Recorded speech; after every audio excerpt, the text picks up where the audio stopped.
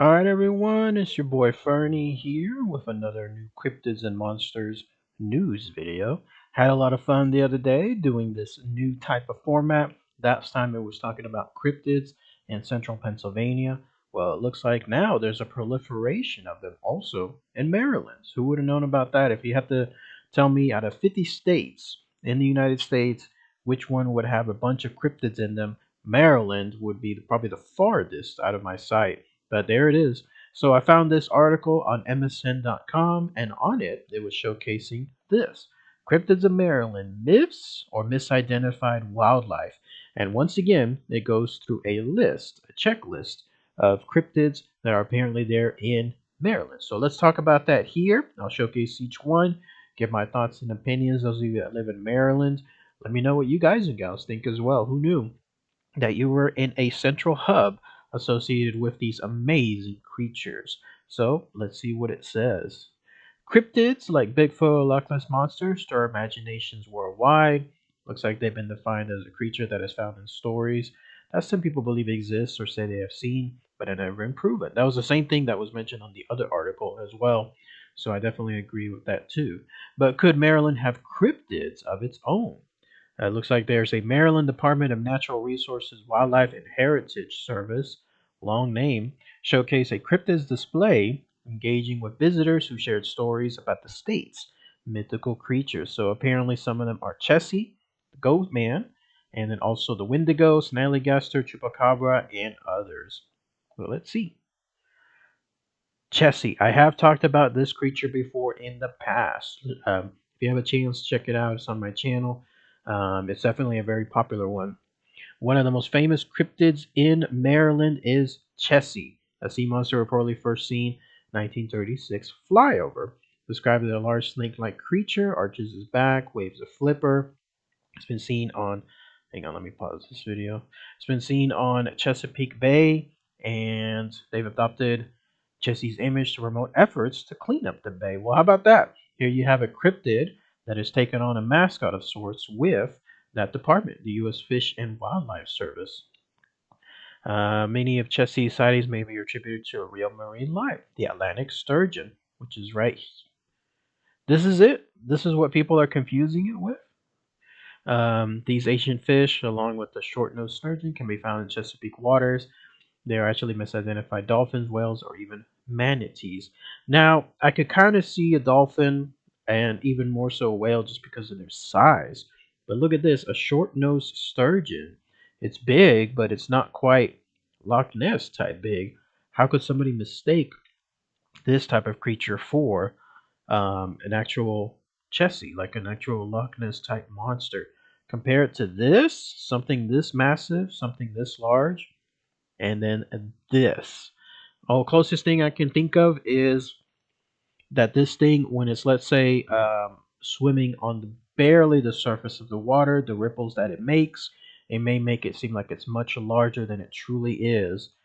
Only thing I can think of, because if you see this creature up close, ain't no way that you're mistaking it for something like a large Loch Ness monster. Goatman, I have talked about this one as well. Very popular cryptid. Apparently, it's seen throughout multiple parts of the U.S. Nice illustration there, too. Goatman is a cryptid with deep roots in Prince George's County folklore. Half man, half goat, walks on 2 feet, is blamed for a variety of local misdeeds, including attacks on dogs.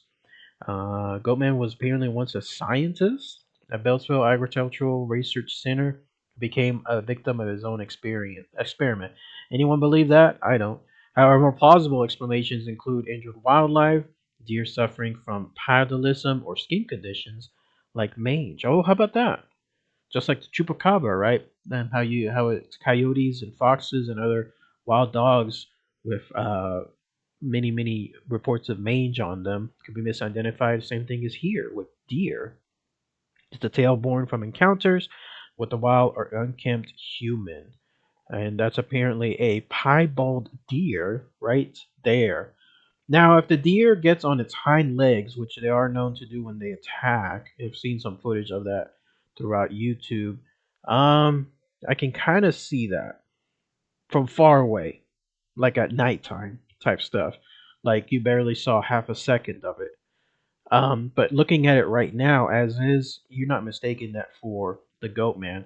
There's also some Legend of the Goatman here in Texas, which is over by the Goatman's Bridge. I forgot what town it is. Is it Denton, Texas? Somewhere around there, where it has its presence now. It's supposed to be very, very evil too. You do not want to come across the Goatman there.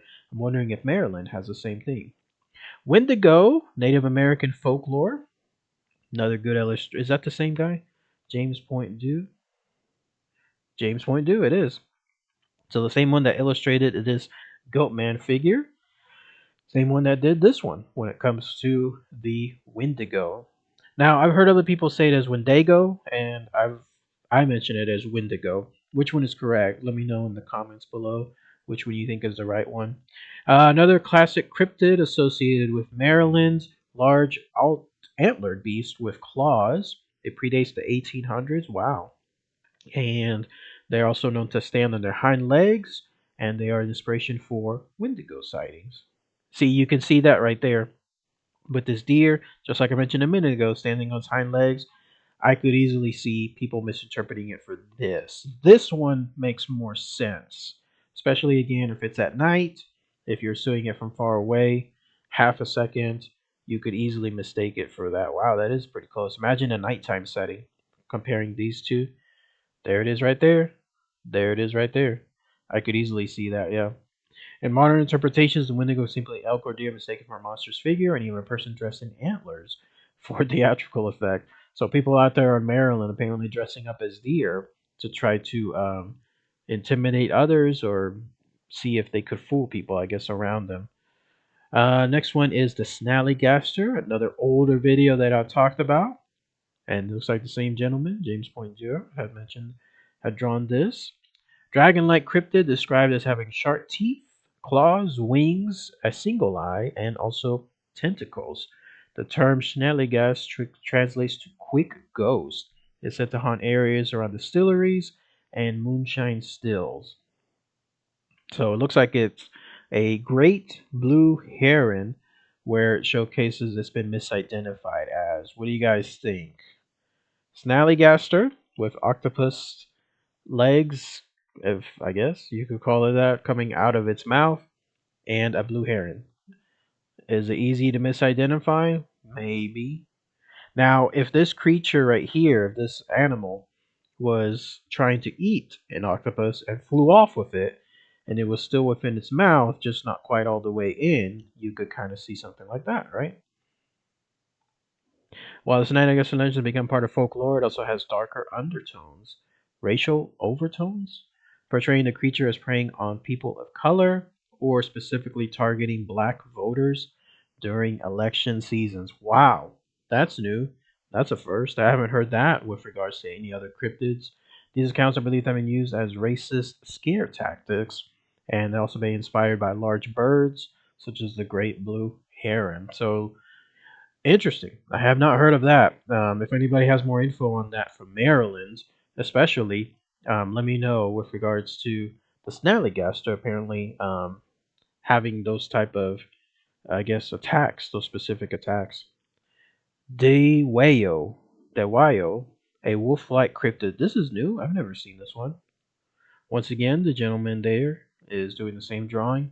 It looks like it's a wolf on its hind legs. The Dewayo, another cryptid from Frederick County, is a 6 foot tall wolf like creature that walks on two legs. It emerged in the 40s when people thought it was eradicated from Maryland and before coyotes became common. So this creature came about at a time when it shouldn't have existed. The Dewayo could be inspired by defensive behavior, like foxes or coyotes. They raise their heckles, sometimes rear up on hind legs. They also leap in the air while hunting, and that includes large upright creatures. I could see this. Definitely the whale being misinterpreted as a coyote, a wolf, or another dog-like creature, fox, whatever, that's jumping on its hind legs. So this one, yes, I could see very easily. Chupacabra, an old friend, one of my oldest videos when it comes to the All-Stars, a fearsome but familiar beast. So there it is in all of its glory there. Although the legend of the Chupacabra originated in Puerto Rico, it did. It was by one woman, in fact. It has spread across the United States with occasional sightings in Maryland. Creature said to be hairless, large teeth, and likes to kill small livestock. But in most sightings, it turns out to be animals, canines with mange.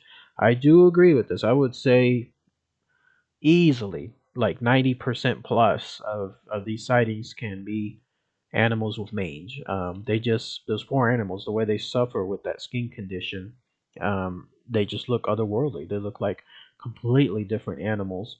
One such sighting in Maryland in 2011 was revealed to be a fox suffering from mange. Bingo. Diseases like rabies may also explain some of the strange behavior attributed to chupacabras.